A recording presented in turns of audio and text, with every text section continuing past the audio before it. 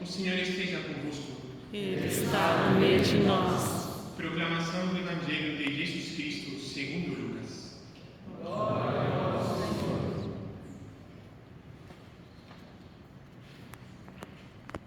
Aconteceu que, num dia de sábado, Jesus foi comer na casa de um dos chefes dos fariseus, e eles o observavam. Jesus notou como os convidados escolhiam os primeiros lugares. Então contou-lhes uma parábola. Quando tu fores convidado para uma festa de casamento, não ocupes o primeiro lugar. Pode ser que tenha sido convidado alguém mais importante do que tu, e o dono da casa, que convidou os dois, venha te dizer: dá o lugar a ele. Então tu ficarás envergonhado e irás ocupar o último lugar. Mas, quando tu fores convidado, vai sentar-te no último lugar. Assim, quando chegar quem te convidou, te dirá: amigo, vem mais para cima. E isto vai ser uma honra para ti, diante de todos os convidados. Porque quem se eleva será humilhado, e quem se humilha será elevado.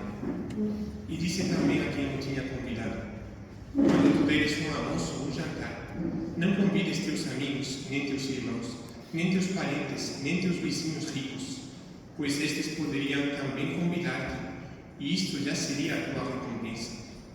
Pelo contrário, quando deres uma festa, convida os pobres, os aleijados, os coxos, os cegos.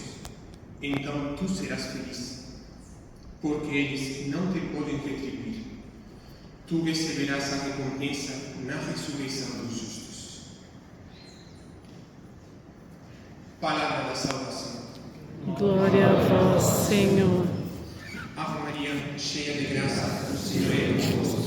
Bendita sois vós entre as mulheres, e bendito é o fruto do vosso ventre, Jesus. Santa Maria, Mãe de Deus, rogai por nós, pecadores, agora e na hora de nossa morte. Amém. Podem estar sentados.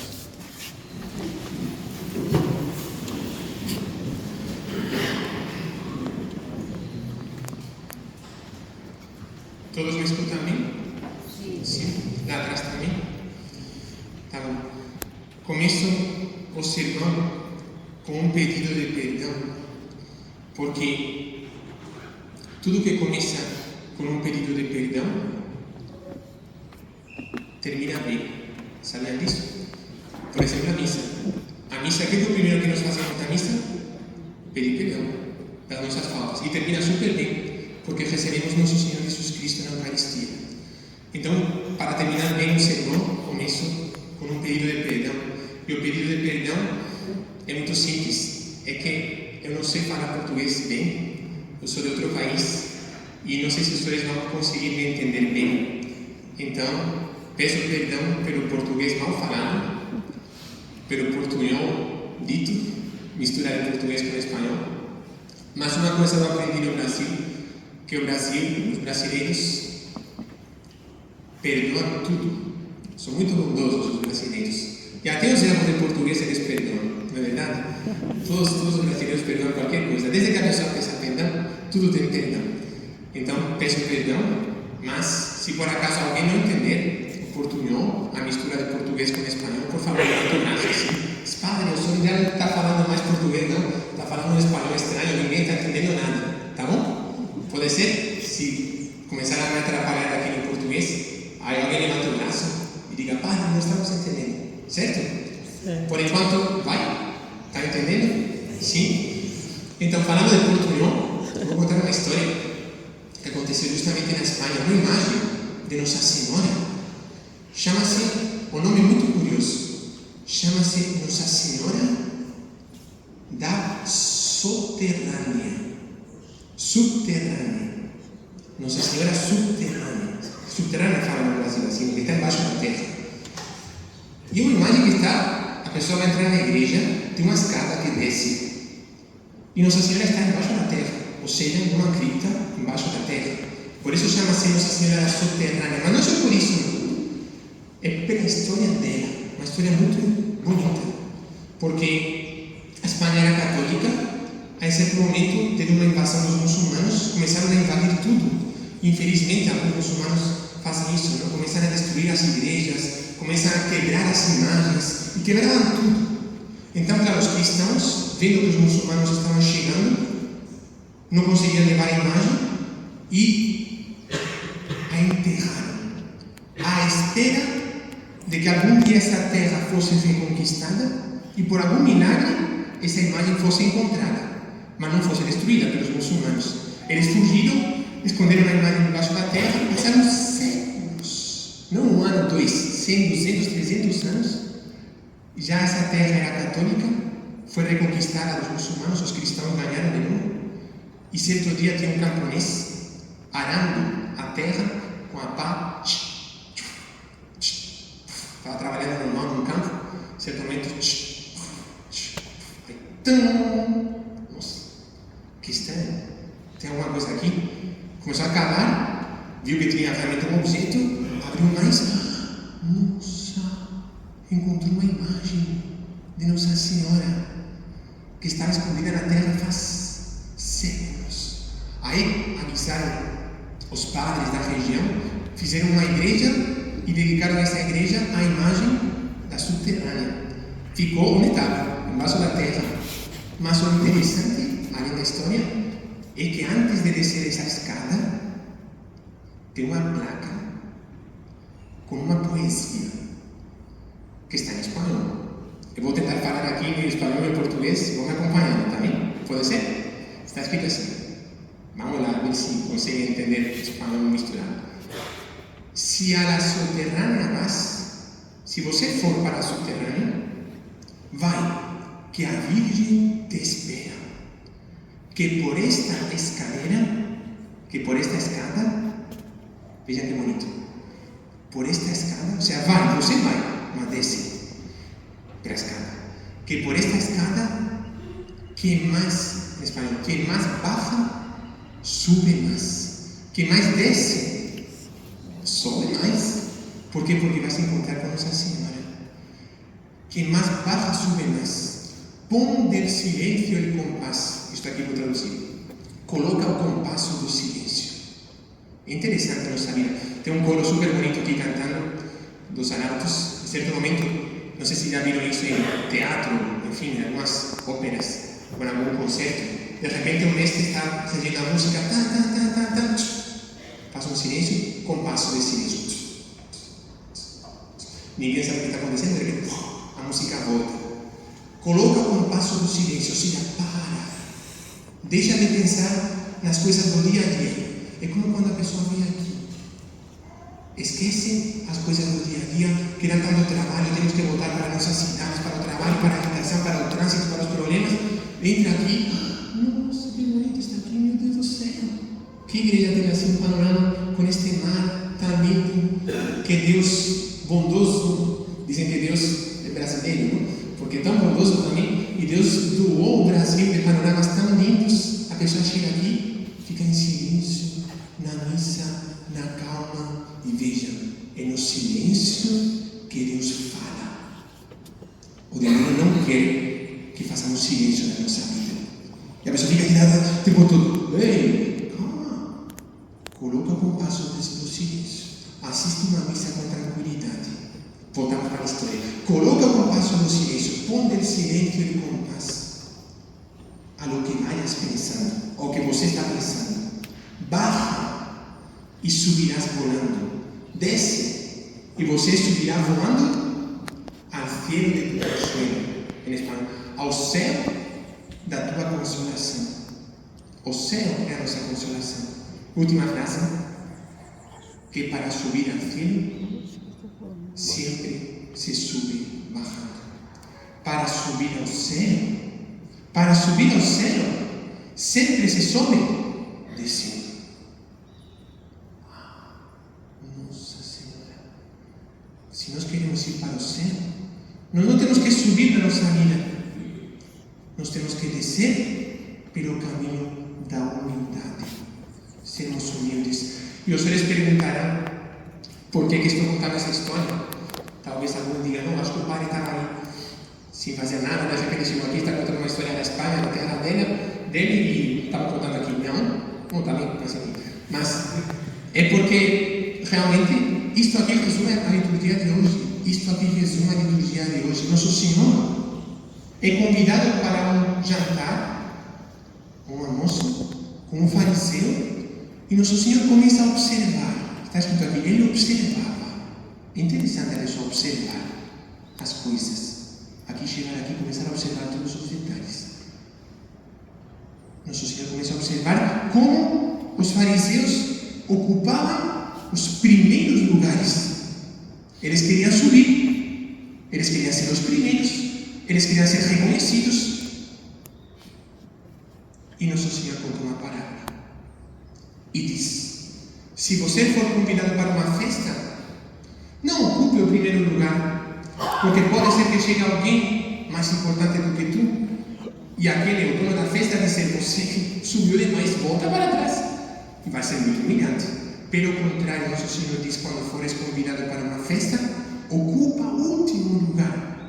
E aí, o dono da festa dirá: amigo,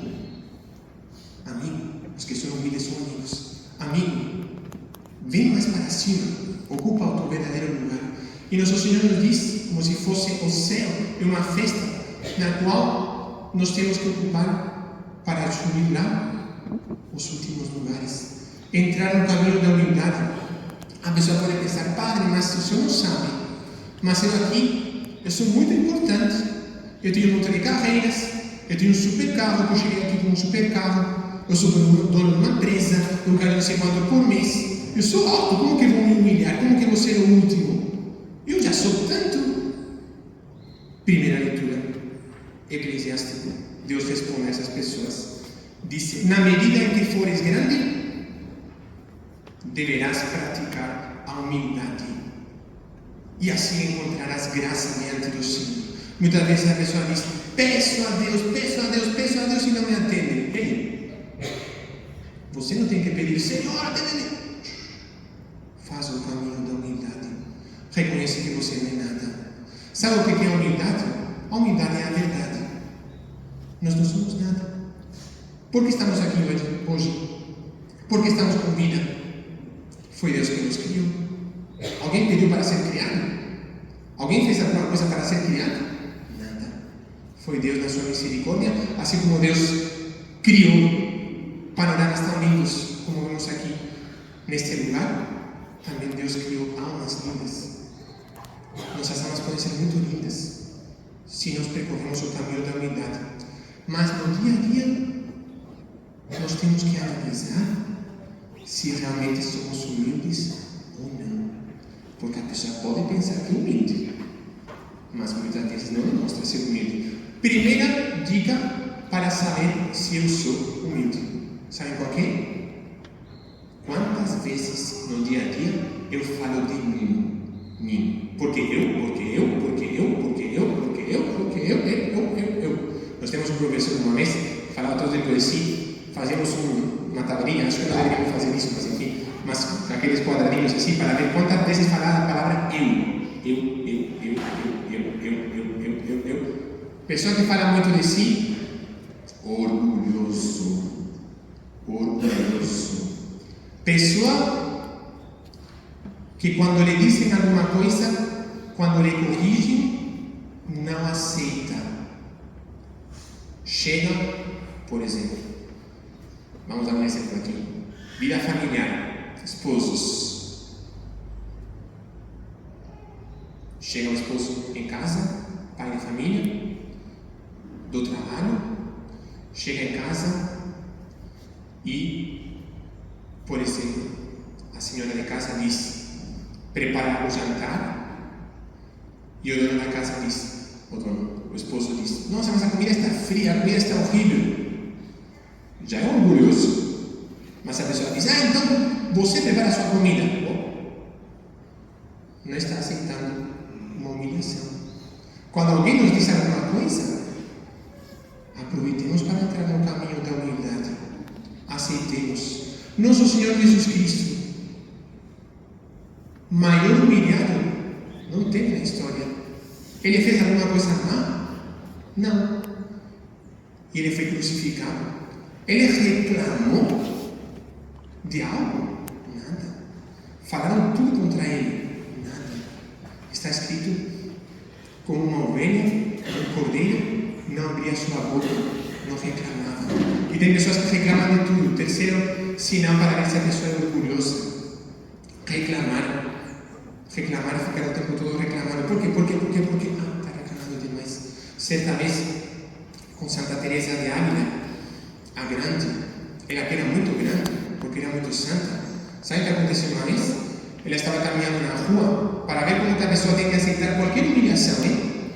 Esse é o caminho da santidade, ser humildes. Santa Teresa estava caminhando pela rua e em certo momento tinha uma tipa que odiava Santa Teresa, odiava com ódio mesmo. E sabe o que ela fez? Santa Teresa está caminhando, a tipa pegou o sapato dela.